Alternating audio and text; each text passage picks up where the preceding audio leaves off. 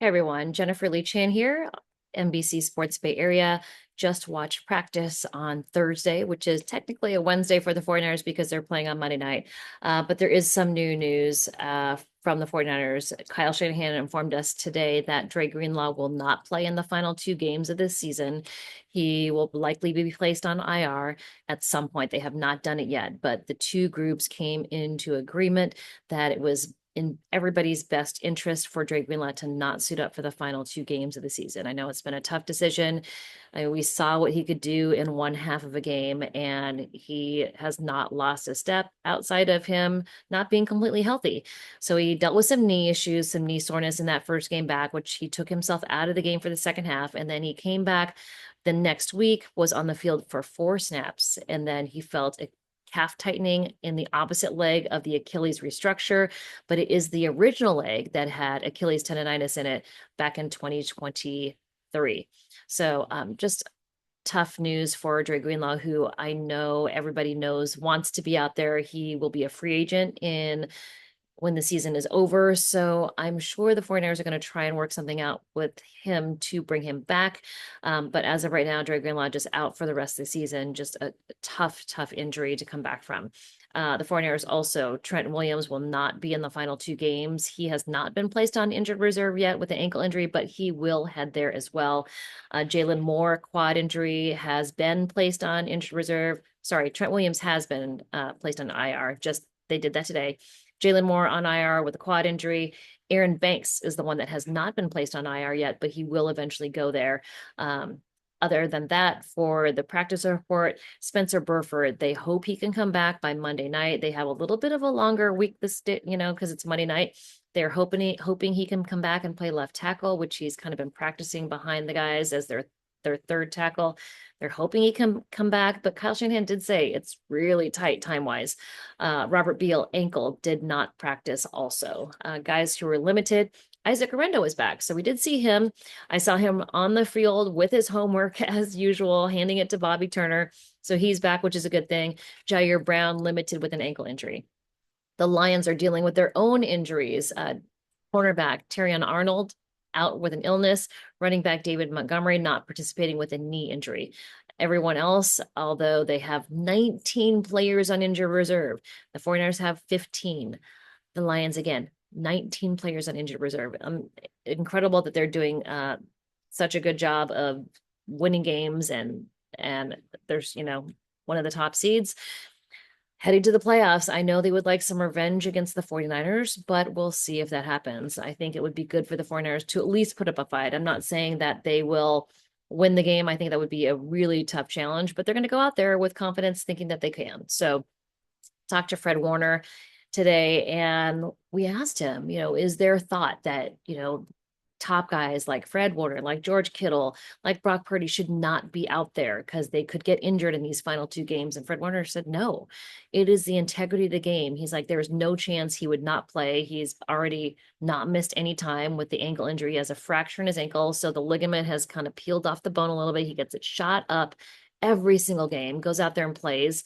And that's why we saw a difference in his performance from week 1 through 5, 4-ish and beyond. So he's been dealing with that the rest of the season, but he will rest up during the off season and come back much healthier in 2025.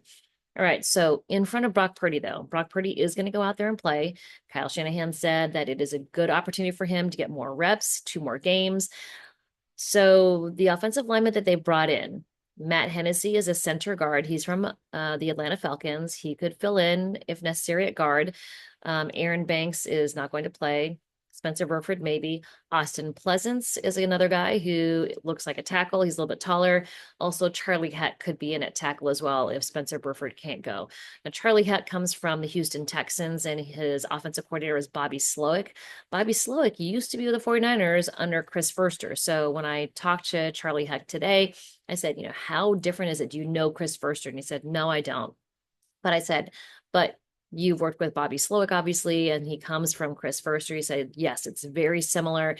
He's like, it's a lot of different terminology, little different names, slightly different, jobs and whatnot. But, Charlie Heck could be a guy that we see on Sunday after being here only, a week or so. He could be a guy that ends up getting a start versus the Detroit Lions.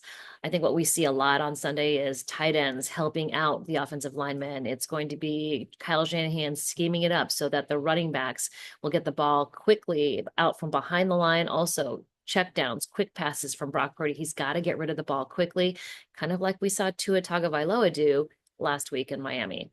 So it's a big task for the 49ers on Monday night, and we'll see how they're able to do it. But there is no tanking. These guys are playing for their pride.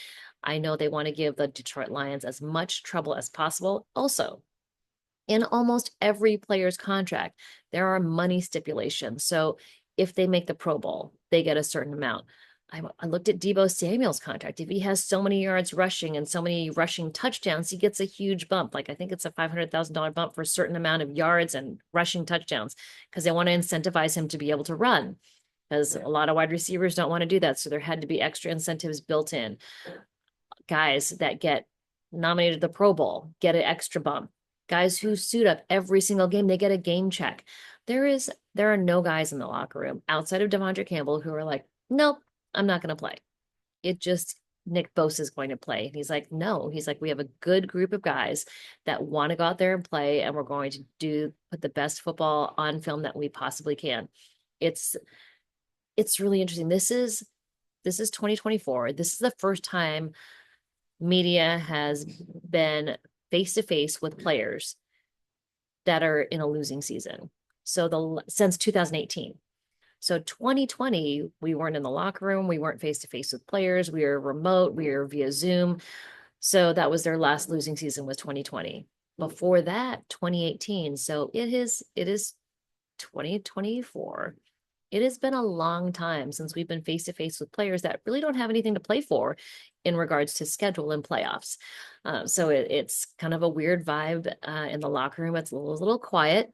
They did turn on the music after we all kind of were ushered out, but it's kind of quiet. And I think they understand that, yeah, there are no playoffs in their future this year, but they're playing for pride. They want to put up a fight against the Lions. And you look at guys like Matt Hennessy, Charlie Heck, Austin Pleasance, they want to put out good game film. They want to be able to say, hey, I helped you guys out. Yes, let's look at potentially signing a deal. We'll see. I just don't think Aaron Banks, who heads to free agency, is going to get a big contract from the 49ers. They just don't historically give guys on the offensive line big contracts unless they're named Trent Williams. There are guys that want a second contract. They want to stay here. And while, there's a lot of outside talk about what the organization is like, this is one of the best organizations from a player's perspective that is in the league. A lot of coaches understand it because there isn't, I guess, the 49ers aren't afraid to spend money on the team. And that means chartered planes, that means the food, that means the training facility, that means all the equipment, that means the weight room. I mean, I know they go through grades. They're not the top team, but once guys have been to teams where it's not one of the top things or the team isn't the top priority of the owner, I think they understand when they get to the 49ers how different it could be. So yes, I do think there are players that come to the 49ers and say, hey, I've talked to players who liked their previous coach before. I've talked to players who liked their previous neighborhood environment more. San Francisco, San Jose is kind of an interesting community where unless you're, involved with your neighbors, it's not like the entire city is neighborly with the 49ers. Yes, there are a lot of 49ers fans in the Bay Area, but I've had players tell me how, the neighbors found out who they were and brought food over, brought, gifts over, not anything extravagant, but like to welcome them to the neighborhood. I'm just not sure that happens here in the Bay Area. I'm not saying that anyone's not hospitable here, but it's a bigger city than some of those smaller cities like, Jacksonville or Nashville, where there's those little pockets where the players stay and the neighbors all understand that those are the players that are playing in the, on the team and they get to know them. I just, maybe I'm wrong. If you are someone who lives in the Bay Area and you live near one of the players and you have a great relationship with them, leave comments and let me know, because from what I've heard from players that have played in other organizations in smaller towns, it seems like there's a little bit different relationship between the community and the players, but I could be wrong. But regardless, I think the 49ers is one of the better organizations in the league in regards to the owners. I mean, if you watched my videos, Jed York is at the door of the locker room when guys come in, win or lose. He shakes their hand when they come in. I posted a picture, a video of Brock Purdy coming in the locker room. It doesn't matter win or lose. He's going to shake their hand. And, John Lynch is out there shaking hands and giving guys pats on the back before the game, after the game, even if it's a win or loss. So it is one of the better organizations. So at least that's in my opinion. I've only covered the 49ers. This is my 11th season, but I've seen it go through its kind of ebbs and flows. And this is a good situation for players. They like Kyle Shanahan, they like John Lynch. I think they like the locker room.